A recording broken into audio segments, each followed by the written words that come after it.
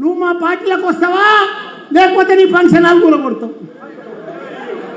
ఇది ఓ చైర్మన్ దానికి వైరు పిలిపించుకున్నావు, ఏయ్ నువ్వు పార్టీలకు వస్తావా నీ బిల్డింగ్ కూలగొట్టానని అడుగుతున్నా. ఇట్లా భయపెట్టి భయాందోళన గురి చేసి వాళ్ళు కాంగ్రెస్ వాళ్ళు మన వాళ్ళని తీసుకుంటున్నారు. కానీ వాళ్ళు కూడా పోతున్నారు, కానీ ఓటు మాత్రం టీఆర్ఎస్కే వేస్తారు. వాళ్ళ మనిషి పోతున్నారు కానీ వాళ్ళ ఆత్మ పోతలేదు.